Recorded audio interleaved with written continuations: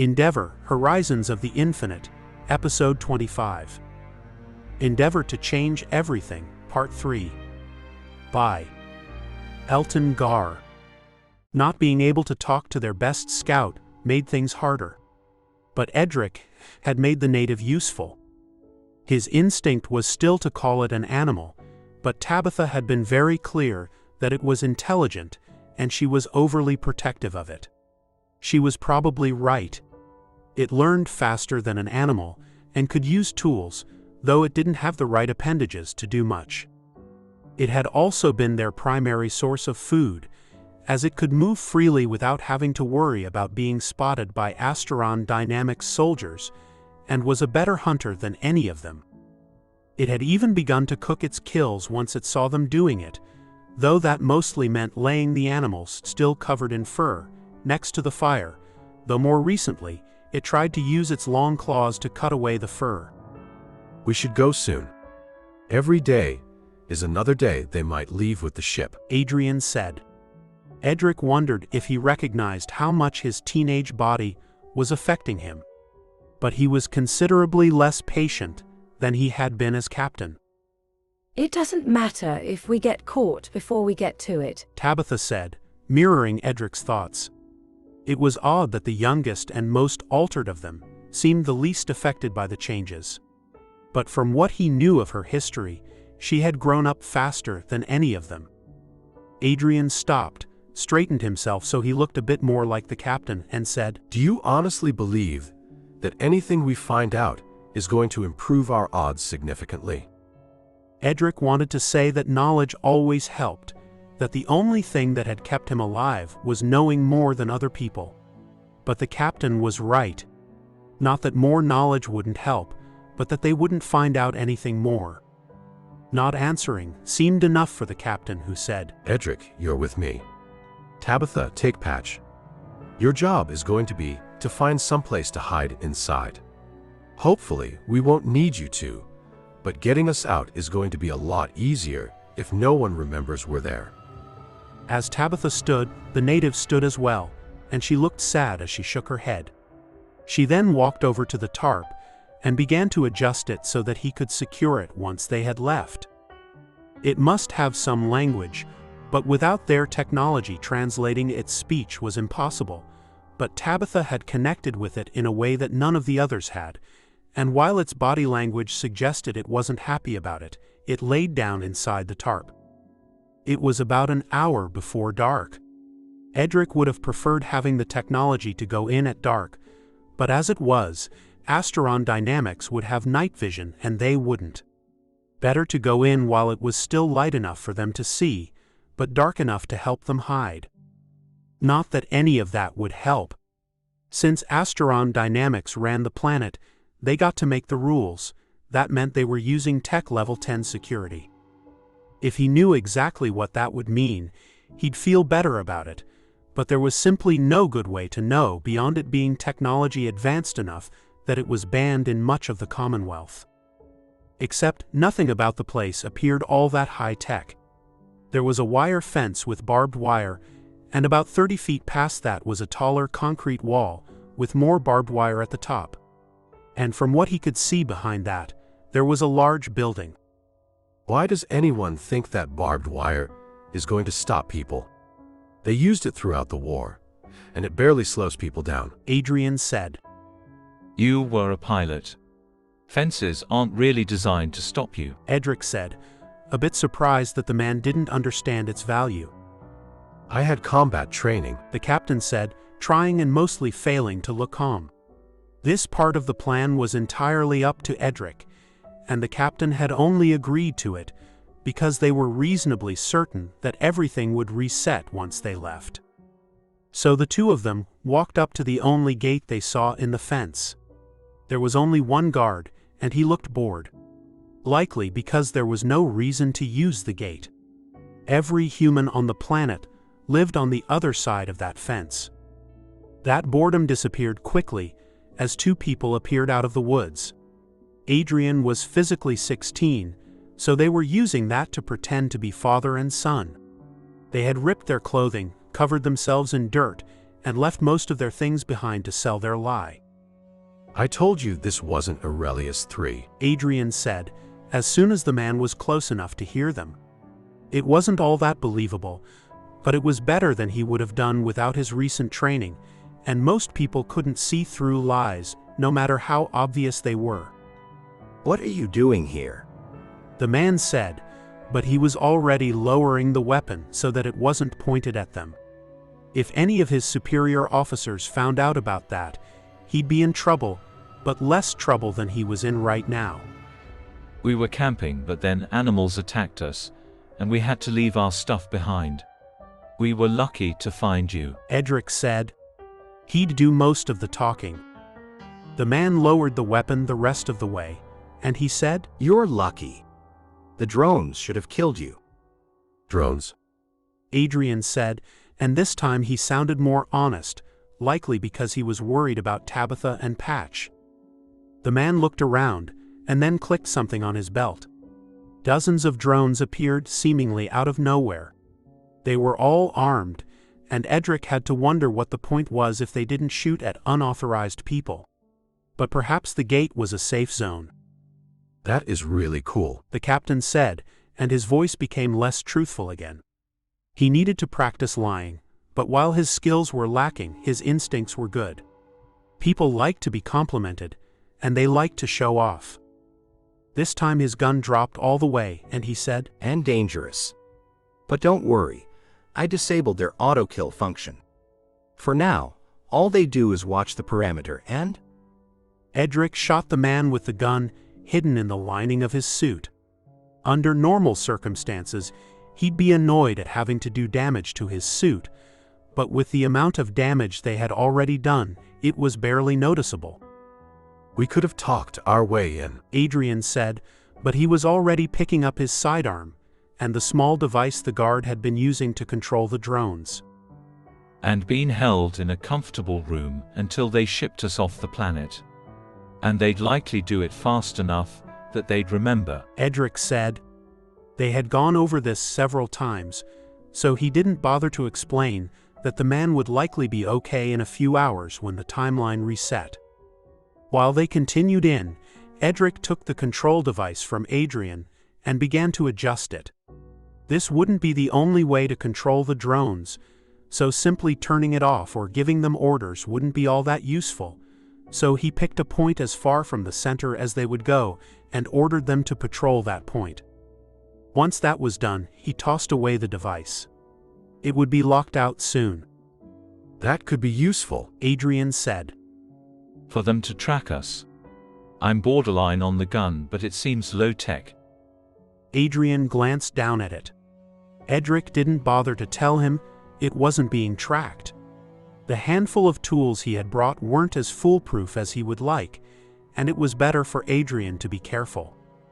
He then turned and walked through the door and directly into a room with half a dozen more armed men. He knew they should have gathered more information. As they were approaching the base, several drones seemed to appear out of nowhere. P-17 Gregson Field drones. Some of the best military drones there were, but putting stealth technology on them would be illegal in most of the Commonwealth. It was bad enough having highly armed drones spying on people. Not being able to see them while they were doing it easily pushed it over the edge. He moved in front of Tabitha as soon as he saw it. Those drones would be more likely to use personnel missiles than bullets, and while the explosion would be more focused than a grenade, it would still kill both of them if it hit him. If they were going to shoot at us, they wouldn't have turned off the stealth field, Tabitha said from behind him. It was a good point. The missiles might disrupt the field when they were shot, but you'd be dead before you realized what you saw. Feeling stupid, he said. You have a better chance of fulfilling the mission alone than I do. I've read your file, and I understand, even if it's unnecessary. Can we get inside before one of them tries to shoot us? Tabitha asked, and continued towards the fence, while Patch couldn't help but think about his sister when she was the same age that Tabitha appeared. It won't be easy. They hid most of their actual security, behind a facade of fake security. And it's not just the drones. Patch said, feeling better if he talked out loud. Do you have a plan? The fence will be wired. If we cut it, we'll set off an alarm. The barbed wire is the same, though it will have to have some give for wind. We could dig under it, but if they thought about it. Tabitha walked past him while he was still talking, then simply grabbed the fence with one hand and said, I'm not being electrocuted. They wouldn't bother with that. Patch started as she tossed the tarp over the fence so that it covered the barbed wire. It was considerably more resistant than their clothes and far more than their skin, but it was likely they'd still be injured. Tabitha was already halfway up, and Patch didn't see another option, so he began to climb as well.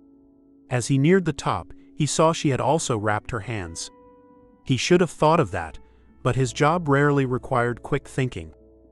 He did his best to use his shirt, but he could only wrap it around one hand, and as he went over, he felt the razors cutting into his other hand, though thanks to the tarp, it was mostly the corners that poked through. Once he was on the other side, Tabitha began getting the tarp off. He almost told her to leave it, but then he remembered it wasn't about getting the tarp. It was about avoiding being seen. So he focused on the next wall. This one was taller, harder to climb, and had the same barbed wire on the top. But there was at least one advantage. It wasn't metal, and while they might have wired it the same way as the other, he doubted it. As Tabitha approached with the tarp, he said, We might break a hole in this without setting off alarms. She looked at it and then said, Did you bring explosives or hide a sledgehammer in your pocket? He felt stupid. He had a couple of tools, but even if it didn't break, his multi-tool would take hours to get past the concrete wall. So he said, Then we climb it again. Tabitha glanced in both directions and said, Hopefully, their primary way to see what happens was those drones. But this area wouldn't be that useful if they couldn't access it. Tabitha then turned and walked in the opposite direction the captain had been going. Patch followed, and just around the corner he found what she must have been expecting. There was a metal door. It didn't have a keypad or a lock, just an intercom. That would stop most people, but he took out his multi-tool and began to unscrew the intercom. What are you doing? Tabitha asked, and for the first time since they had arrived he felt useful. They have to have a way to open the door. And unless the engineers like extra work, the wiring is going to be connected to the intercom. As he said that, the small box came off, revealing a few wires. He found the correct ones easily enough, and then gave a small charge to the wire, and there was a click. His hand went to the door, but Tabitha said, I'll go first. She slipped through the door, and after a second he heard, Who are you? He expected a struggle. But there was nothing, and after about 10 seconds he saw no other choice but to follow her in.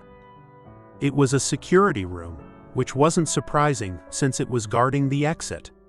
But it was also empty. Likely, there had been one guard here who had either chased or taken Tabitha to the stockade. Either way, he didn't have long, so still holding his multi-tool, he cut as many of the wires to the security terminal as he could. A good engineer would repair it in a few hours. But he had reason to hope they didn't have a good engineer. He then slipped out of the room as carefully as he could. He was likely the only member of the team who hadn't been caught. But the hallway was empty. So he moved quickly until he saw a room marked storage. Well, if his job was to hide, that was the best place to do it. With a bit of luck, they might have several storage rooms, but even if they came in, it was likely to be big enough they wouldn't see someone they weren't looking for. So he entered a room twice the size of the ship they had come on, filled with boxes. And while there were plenty of things that everyone else was better at than Patch, none of them had the type of patience that it took to be an engineer. So he went to work. The first thing he did was move the boxes. Most of them were food and water, so he could stay here forever if he wanted. but he set a few aside because they had spare parts. After about 2 hours, he had reached the back wall, and he began to replace the boxes in the path he had made, so he had a small open area that they would never find unless they emptied the room. The wall itself was more interesting to Patch. It had a panel he could take off. That gave him access to both the power grid and the security system. Neither did much good without an interface. But he was one of the best engineers in the Commonwealth, and in a room filled with spare parts, building an interface was only a matter of time. He probably could have built all of it in the small room he had cleared out, but he had spent enough time in the walls of ships like the Endeavour to find it just as comfortable and much safer than being in the storage room. It took 2 days to build an interface to see their cameras, and he was almost disappointed in the lack of security built into it. He understood this place was supposed to be secure, but if you ignored the basics, the rest didn't matter. It wasn't easy to change between cameras, but once he found a camera, he could watch it as long as he wanted. And it only took a couple of hours to find a camera focused on the captain, Commander Hester, and Edric. He ignored them for now and focused on the lock. It was a Smithstone electronic lock, likely the 1700 model. Another security failure. There was nothing wrong with electronic locks, but if you wanted them to be secure, you needed to pair them with a physical key. Still, he should probably stop getting annoyed by the people he was trying to infiltrate having poor security and focus on using that to get everyone out. It took him almost another full day to build an interface that allowed him to enter commands into their security system, but they had localized their security rather than building it into the system. That meant a custom-built interface had full access to everything. Still, opening the door wouldn't get them out. The 2 guards in the room would be a problem. But the bigger problem was that they'd have no reason to check if the door was open. So he had a lunch of dried jerky and bottled water from the storage rooms, then attached a microphone to his security interface. He had long ago lost track of time, as he worked until exhausted and then fell asleep multiple times. But he thought it might be the middle of the night. So he hit the button on the intercom and said, "Is this Frank? I'm trying to find Frank." It didn't really matter what he said. And he watched as all 3 members of his team reacted to the recognition of his voice. The guard hit the intercom and said, "Who is Frank, and why are you calling in the middle of the night?" He took a few seconds to trigger the unlock on the door and then said, "Frank Burns. He works in maintenance.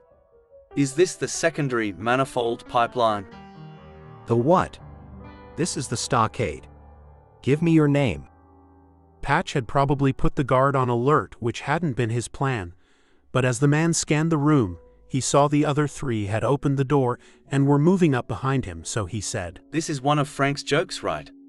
He pretends we're not even on a ship, and—" It was Edric who disabled the man, somehow both grabbing his gun and knocking him unconscious at the same time.